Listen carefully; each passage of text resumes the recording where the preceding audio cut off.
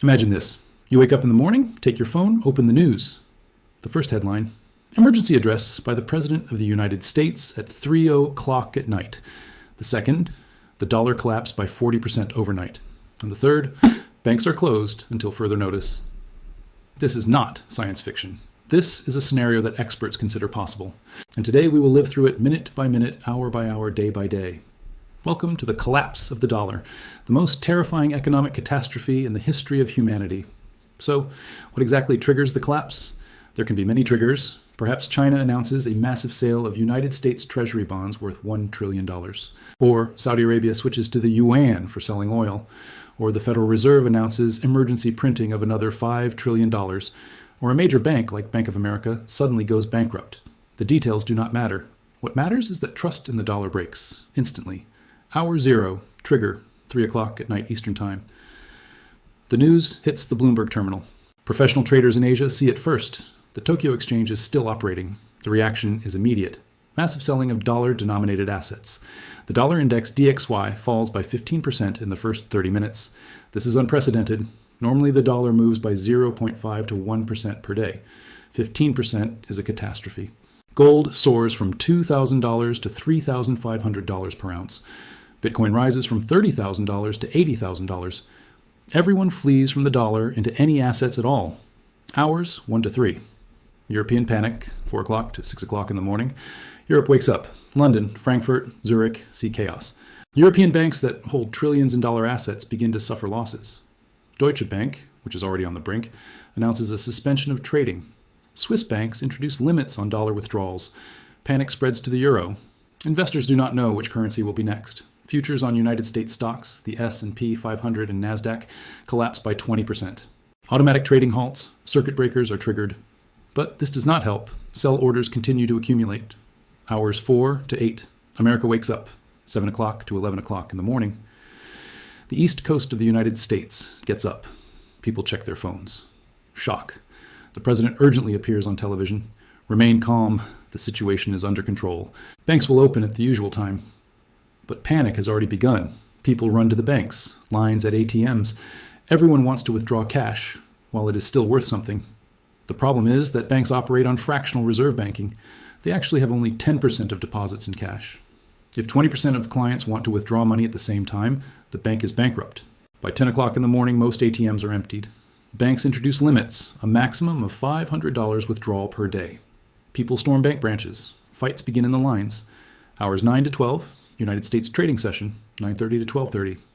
The New York Stock Exchange opens, or tries to open.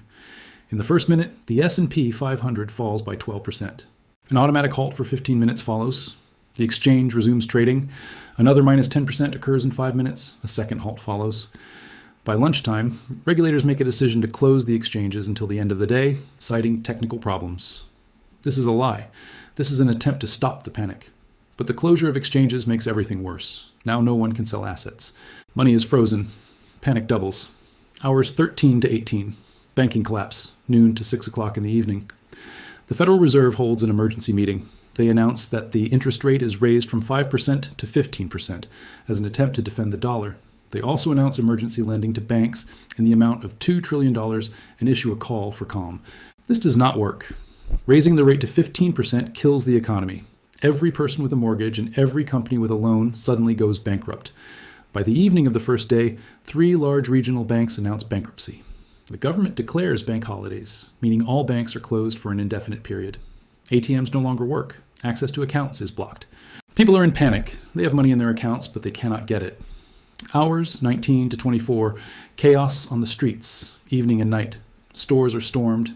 People buy everything. Food, water, batteries, generators. Credit cards still work, but not everywhere. Many stores switch to cash only. The problem is that no one has cash. Banks are closed. People begin exchanging dollars for anything at all. Someone offers dollars for food, but no one wants dollars.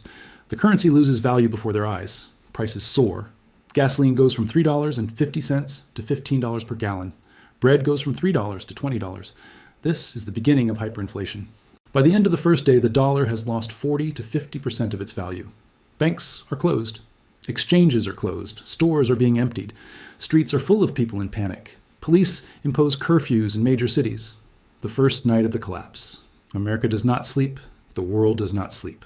Everyone is watching the news, refreshing their phones, trying to understand what comes next. The sun rises on the second day. But this is already a different America. Day 2, the abyss deepens. The government declares a state of emergency. The president signs a decree on capital controls. Withdrawals of more than $10,000 from the country are prohibited. Too late. The wealthy already moved their money the day before. Banks remain closed, officially, for 3 days. But everyone understands it may be longer. Cyprus in 2013, Greece in 2015. There, banks were closed for weeks. The Federal Reserve announces the printing of another $10 trillion to stabilize the system. This is like putting out a fire with gasoline. Every new trillion makes the dollar weaker. International reaction follows. China announces that it no longer accepts dollars for trade. Only yuan, euros, or gold. Saudi Arabia follows China. Oil is now sold only for yuan or gold. The European Union introduces restrictions on dollar transactions. The dollar loses its status as the world reserve currency. In one day, what was built over 80 years after Bretton Woods collapses in 48 hours. Day 3. Social collapse begins. Stores close. Not because there is no product, although shelves are emptying, but because owners do not know what price to set. Inflation is so fast that the price in the morning and in the evening differs by 2 times. Some stores switch to barter. Bread for batteries, milk for gasoline. No one needs dollars. Gas stations close. Oil companies refuse to sell gasoline for dollars. They want gold, silver, euros, Bitcoin, anything but dollars. Without gasoline, transport stops. Trucks do not deliver food to cities. Shortages begin. Violence intensifies. Looting of stores becomes widespread. The police cannot cope. In some cities, martial law is introduced. The National Guard patrols the streets. Armed people form groups to defend their neighborhoods. This is the beginning of the breakdown of social order. Day 4 to day 5, the government loses control. Banks partially reopen. But the limits are draconian. $200 withdrawal per week per person. Lines stretch for kilometers. Fights, stampedes. Several people die in stampedes in New York and Los Angeles. Pensioners are in panic. Their pensions are in accounts. They cannot withdraw more than $200. This is not enough for food for a week at the new prices. Companies go bankrupt en masse. Salaries are not paid. People stop going to work. Why, if you are paid in depreciating dollars? Unemployment jumps from 4% to 30% in 1 week. Internet and communications. Rumors spread instantly. A half are fake. The government will confiscate gold. So far false, but the fear is real. Banks will never reopen. Possibly true. China will invade. Paranoia. Social networks are filled with videos of fights, looting, and empty store shelves. This amplifies panic. Day 6 to day 7. A new reality. By the end of the week, people begin to adapt. A new economy forms. A black market appears. Dollars trade at a 70% discount. $100 can be exchanged for $30 in gold or goods. People who have physical assets, food, fuel, tools become wealthy. Barter networks emerge. People exchange directly. A farmer trades eggs for gasoline. A mechanic repairs a generator for a sack of rice. Alternative currencies appear. In some areas, silver coins begin to be used. Cryptocurrencies are used where there is internet. Gold jewelry becomes a means of payment. Migration begins. The smart ones flee cities for rural areas. In a city without money, electricity, and food deliveries, you will die. In the countryside, you can grow food. There are wells and wood stoves. Highways are clogged with cars. Many cars are abandoned. Gasoline has run out. Families walk on foot with backpacks. International consequences by the end of the week become clear. The global economy is in shock. The United States imported $3 trillion per year. Now, dollars are not accepted. Imports are stopped. There is no Chinese electronics, no Mexican vegetables, no Middle Eastern oil. The rest of the world also suffers. Trillions of dollars in central bank reserves have depreciated. Japan held $1 trillion in treasury bonds. Now they are worth pennies. Europe, China, and Japan enter recession. But at least they have their own currencies. America has only the dollar, and it is dying. A month has passed. America is unrecognizable. Week 2 to week 3. Stabilization of chaos. The government tries to take control. Draconian measures are announced. A new currency is introduced. The new dollar is announced. The exchange rate is 100 old dollars equal 1 new dollar. This is called redenomination. It is an attempt to reset inflationary expectations. The problem is that no one believes in the new dollar. It is the same people, the same system. Why should the new money be any better? Price controls are introduced. The government announces maximum prices for essential goods. Bread is no more than $5. Gasoline is no more than $10. This is a catastrophe. Economics, 101. Price controls create shortages. Stores do not sell at the government price because it means losses. Goods move to the black market, where prices are 10 times higher. Gold confiscation is announced. Following the example of 1933, the government declares that citizens are obliged to hand over gold to the state at a fixed price. Punishment for disobedience is prison. No one complies. Gold is hidden, buried, smuggled out. This creates a criminal class out of ordinary people. Social structure changes. Society splits into classes. The new rich are those who held gold, silver, or Bitcoin. Farmers, because food equals power. People with skills such as mechanics, doctors, and builders. Owners of generators and solar panels. The former middle class is now poor. Their savings in dollars have evaporated. Pensions have been devalued. Homes with mortgages are taken by banks, which are themselves bankrupt. But that is another story.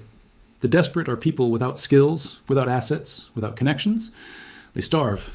Some become criminals, others beg. Week 4, the state versus the people.